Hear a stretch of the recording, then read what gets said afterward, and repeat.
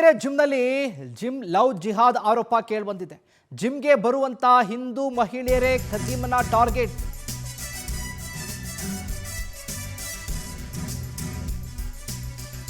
Gym trainer Ismail ವಿರುದ್ಧ ಹಿಂದೂ ಸಂಘಟನೆ ಕಿಡಿಕಾರಿದೆ. ದಾವಣಗೆರೆಯ ಸರಸ್ವತಿ ನಗರದಲ್ಲಿರುವಂತಹ ಪವರ್ ಜಿಮ್ನಲ್ಲಿ ಈ ಘಟನೆ ಆಗಿರುವುದು. ಜಿಮ್ ಒಳಗೆ ಮಹಿಳೆಯರ ಜೊತೆ ಕಳ್ಳಾಟ ವಿಡಿಯೋ ರೆಕಾರ್ಡ್ ಆಗಿದೆ. ಸಿಸಿಟಿವಿ ಕ್ಯಾಮೆರಾದಲ್ಲಿ ಇಸ್ಮಾಯಿಲ್ ನವರಂಗಿ ಆಟ ಸೆರೆಯಾಗಿದೆ. ವಿಡಿಯೋ ಬಳಸಿ ಮಹಿಳೆಯರಿಗೆ ಬ್ಲಾಕ್ ಮೇಲ್ ಮಾಡ್ತಾ ಇದ್ದಂತ ಆರೋಪ ಕೇಳಿಬಂದಿದೆ. ಜಿಮ್ ಟ್ರೈನರ್ ಇಸ್ಮಾಯಿಲ್ ವಿರುದ್ಧ ಕ್ರಮ ತೆಗೆದುಕೊಳ್ಬೇಕು ಅಂತ ಈಗ ಆಗ್ರಹಿಸಿದ್ದಾರೆ. ಜಿಮ್ ಮುಂದೆ ಪ್ರತಿಭಟನೆಗೆ ಹಿಂದೂ ಸಂಘಟನೆಗಳು ಸಿದ್ಧತೆಯನ್ನು ಮಾಡಿಕೊಂಡಿದ್ದಾರೆ. ದಾವಣಗೆರೆ ಜಿಮ್ನಲ್ಲಿ ಲವ್ ಜಿಹಾದ್ ಆರೋಪ ಈಗ ಕೇಳಿಬಂದಿರೋದು. ಅಲ್ಲಿಗೆ ಬರುವಂತಹ ಹಿಂದೂ ಮಹಿಳೆಯರನ್ನ ಟಾರ್ಗೆಟ್ ಮಾಡ್ತಾ ಇದ್ದ ಈತ ಜಿಮ್ ಟ್ರೈನರ್ ಇಸ್ಮಾಯಿಲ್.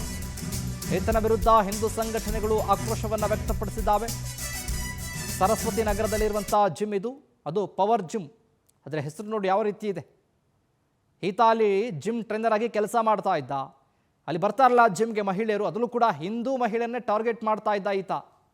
ಇದರ ಜೊತೆಗೆ CC ಕ್ಯಾಮರಾದಲ್ಲೂ ಕೂಡ ಈತನ ಚಲನವಲನಗಳು, ಇವನು ಮಾಡ್ತಾ ಇದ್ದಂಥ ಆಕ್ಟಿವಿಟೀಸ್ಗಳು ಇವೆಲ್ಲವೂ ಕೂಡ ಸರಿಯಾಗಿದೆ.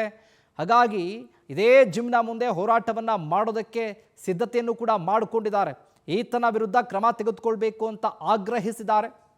ಜಿಮ್ಗೆ ಯಾರ್ಯಾರು ಬರ್ತಾ ಇದ್ರು ಅದರಲ್ಲೂ ಕೂಡ ಹಿಂದೂ ಮಹಿಳೆಯರನ್ನೇ ಟಾರ್ಗೆಟ್ ಮಾಡ್ತಾ ಇದ್ದ ಅನ್ನೋದು ಗೊತ್ತಾಗಿರೋದು ಗಂಭೀರ ಆರೋಪ. ಈಗ ಜಿಮ್ ಒಳಗಡೆ CCTV ದೃಶ್ಯಾವಳಿಗಳಲ್ಲಿ ಎಲ್ಲವೂ ಕೂಡ ಸರಿಯಾಗಿದೆ.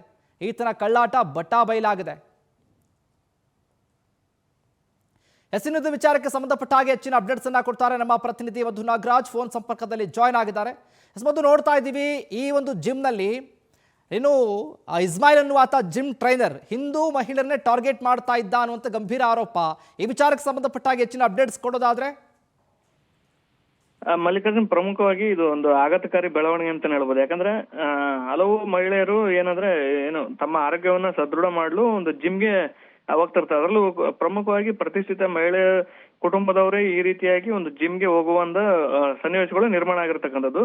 ಈ ನೆಲೆಯಲ್ಲಿ ಅಲ್ಲಿ ಜಿಮ್ಗೆ ಹೋದಂತ ಸಂದರ್ಭದಲ್ಲಿ ಒಂದೇ ಕೋಮಿನ ಜಿಮ್ ಟ್ರೈನರ್ ಇದ್ದ ಆತ ಒಂದು ಲವ್ ಜಿಹಾದ್ ಮಾದರಿಯಲ್ಲಿ ಒಂದೇ ಕೋಮಿನ ಅಂದ್ರೆ ಹಿಂದೂ ಮಹಿಳೆಯರನ್ನ ಟಾರ್ಗೆಟ್ ಮಾಡಿ ಈ ರೀತಿಯಾಗಿ ಒಂದು ಲೈಂಗಿಕ ಕ್ರಿಯೆಯಲ್ಲಿ ತೊಡಗಿಸಿಕೊಂಡಿದ್ದ ಅನ್ನೋ ಒಂದು ಆರೋಪ ಒಂದು ಕೇಳಿ ಬಂದಿರತಕ್ಕಂಥದ್ದು. ಇದು ದಾವಣಗೆರೆಯ ಸರಸ್ವತಿ ನಗರದಲ್ಲಿರುವ ಪವರ್ ಜಿಮ್ ನಲ್ಲಿ ಈ ರೀತಿಯಾಗಿ ಒಂದು ಜಿಮ್ ಜಿಹಾದ್ ಅನ್ನೋ ಮಾದರಿಯಲ್ಲಿ ಈ ರೀತಿಯಾಗಿ ಒಂದು ಘಟನೆ ಜರುಗಿರ್ತಕ್ಕಂಥದ್ದು.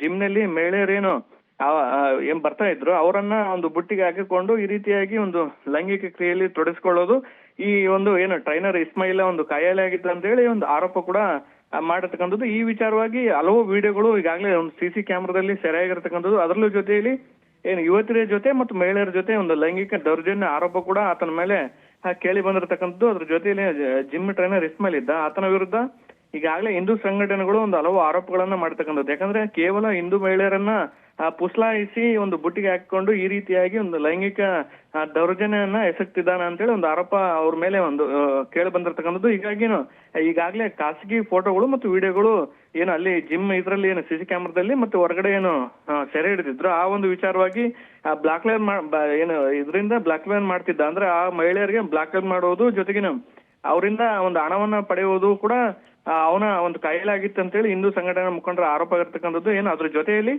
ಪ್ರಮುಖವಾಗಿ ಪ್ರತಿಷ್ಠಿತ ಕುಟುಂಬಗಳು ಏನಿರ್ತಾವ ಆ ಒಂದು ಮಹಿಳೆಯರನ್ನ ಈತ ಟಾರ್ಗೆಟ್ ಮಾಡ್ತಿದ್ದ ಅಂತೇಳಿ.